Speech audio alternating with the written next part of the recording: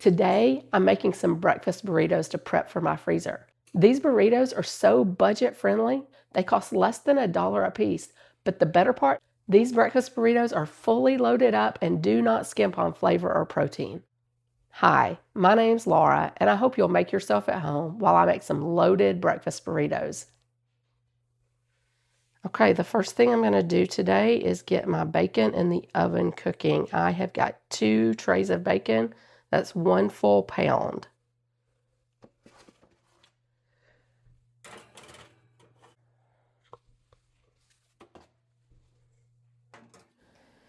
Next, I'm going to get to work on my potatoes. You see, I've already gotten them washed and peeled, and now I'm going to dice them up. And I'm going for a fairly small dice on these. Basically, what you would get if you bought the bag of frozen diced potatoes. You could certainly purchase that bag of frozen diced potatoes as a shortcut, or you could get the potatoes O'Brien that includes the peppers and onions. And you'll see in a minute that I include peppers and onions in these burritos. So that would be one way that you could save some time if you want to do that. My bigger goal in this is actually to save the money, so that's why I'm doing them on my own. Now, I used a total of 2 pounds of potatoes, and just to let you know up front, I'm going to put together 16 large burritos. So everything you see me doing at this point, know that I'm going to get 16 burritos out of this. Next, I get my bell pepper and onion out. I chopped those a couple days earlier. The reason being, I found the bell pepper on clearance for 50 cents. So I snatched that up knowing I wanted to use it for this. Went ahead and chopped it up since it was starting to get just a little bit soft, and did my onion at the same time and just had those in a container ready to go. After the bacon has finished cooking, I'm going to take that very same pan along with that liquid gold that is left on it, and I'm going to use that to cook the potatoes, peppers, and onions. That is going to give us some great flavor. I would have to get some oil out of my cabinet anyway if I wasn't using this, so may as well capitalize on using what we already have and what's already got this wonderful flavor built into it. I do still add a little bit of salt and pepper. As you know, potatoes are really quite bland on their own. So I do add just a little bit of seasoning before I stir it up and get it in the oven.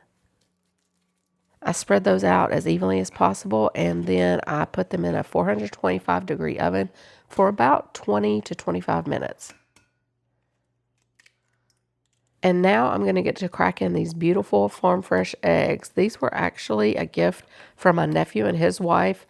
They sent them via my sister when she came to visit a few weeks ago, and sent several, as a matter of fact, and that's what inspired this dish. So this is something we do keep in our freezer from time to time.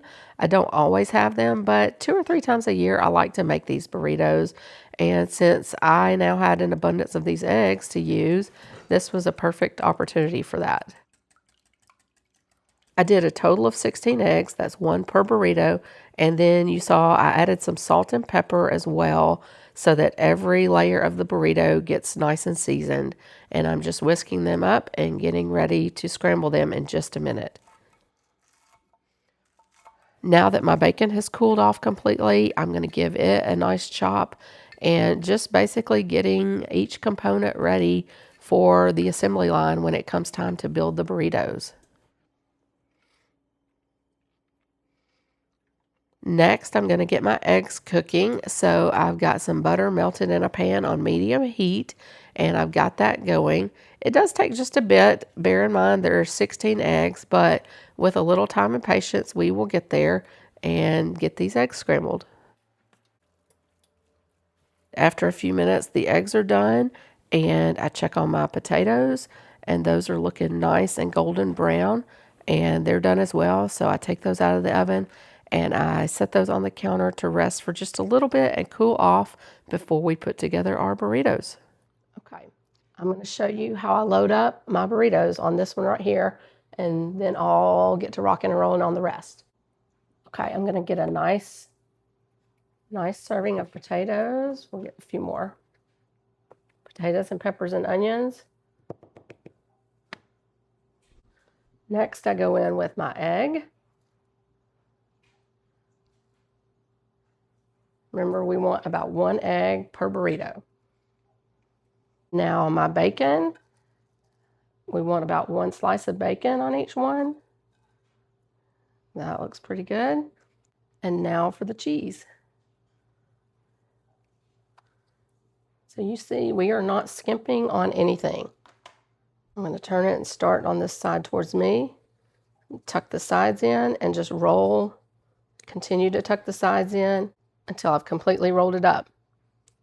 And there I have it, a nice breakfast burrito. I'm going to get this wrapped so that we can put in the freezer. If you are going to make these, I would definitely get the large burrito size tortillas. They're going to make your life a lot easier and you're going to be able to load them up a lot better. So definitely get the large burrito size. So now let's talk for just a minute about the cost breakdown. I do like to purchase these tortillas at Aldi. I find that that's the place I can get them the most economically. The bacon I get on sale. When I find it at a price like this, $3.99 a pound, I definitely stock up. I'll buy a few packs and toss them in my freezer. And then I've got the least expensive bacon I can get typically, and I have it on hand for whenever I want it. So that's the price that's reflected there as well. The eggs, obviously, I got those for free, as I mentioned earlier. However, I did look up the current price at my local store, and for 16 eggs, I could have gotten those for $2.39. Potatoes, onions, obviously, I used a smaller quantity than I would purchase in a larger bag, but I've tried to break down that price accurately. And as I mentioned, I bought the pepper on sale for 50 cents and I've added that in. And I can often find those on clearance. And when I do, and they're still in good shape, I will grab them. And as I did for this recipe, I will go ahead and dice them up and sometimes freeze them. I will dice them or even slice them up. They're great for fajitas that way. So I'll do that. That's just one little trick, way I can get, especially those colored peppers for a little bit better value. And then I also have the cheese listed. I used 8 ounces of cheddar cheese. And you saw that I shredded it myself. You can grab the bag for a shortcut or shred it yourself. Sometimes you can save a little bit, but I don't necessarily find that shredding cheese saves money. I just kind of prefer it sometimes. Don't always do it. Sometimes I need the shortcut too. But when I have the time, I do like to shred it myself. So you see my total all in for ingredients is $15.55. And when you divide that by 16, you come up with a 97-cent burrito. And for everything that you get in this burrito, I think that's a pretty incredible price. So now let's talk for just a minute about how to store them in the freezer and then how to heat them up the morning you're ready to eat. So I like to wrap each one up individually. I like to wrap it in cellophane and then I'll load them up in a large freezer Ziploc bag. And then when I am ready to eat them, I can pull out exactly the number that I want. Then when you're ready to eat them, the morning of, you'll want to get each one thawed out. Now, I like to wrap them in a damp paper towel when I microwave them and thaw them out. This just ensures it does not get dried out. And then I typically put mine in the microwave and thaw them on a defrost setting for about 90 seconds. Then once it's thawed out, you can either continue to heat in the microwave until everything is fully heated through, or my preferred method is to actually put them on the stovetop in a pan and crisp it up. It really doesn't take very long. You just need about 2 to 3 minutes on each side, and you can usually do it while you're doing some other things to get ready that morning. And so it doesn't take much time out of your morning. It still becomes a nice, quick, easy breakfast. And this is actually one of those breakfasts that's nice and portable too if you're on the go and need something to take with you. Now, one thing I don't include in these that would be a nice addition is a salsa or a hot sauce or maybe even some sour cream. Now, those kind of things, because they are liquid and creamy, I don't add them in at this point, but I would add those once you get it finished, whether it's in the microwave or on the stovetop. That's when I would add a condiment like that.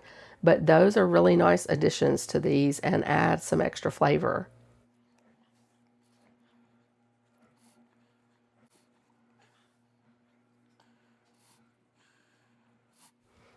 So I'm getting my last one rolled up, and you see my nice stack of burritos. I'm going to get my freezer bags ready, label them really well, because in a couple months, I could have easily forgotten what I have in here. You know how that goes. But I get my bags ready, and I start filling them.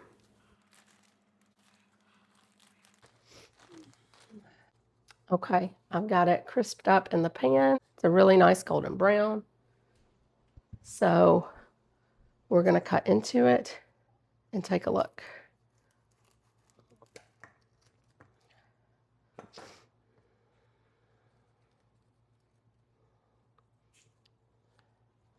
So there you see, you got your potatoes. You can see a few bits of bacon right there. And you've got your eggs, some onions and peppers. And you can see your cheese getting nice and melty. Okay, I'm going to take a bite now. Mm.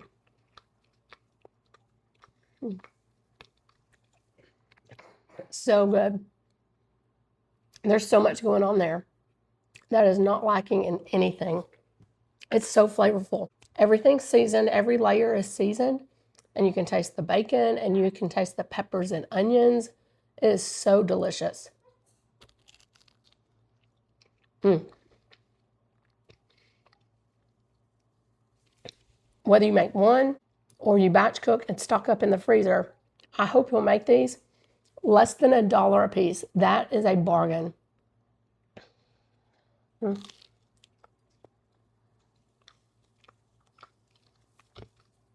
Mm.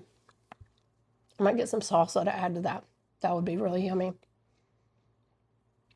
Listen, thank you guys for hanging out with me today. I really appreciate you. I really appreciate your time. I hope you're having a good day.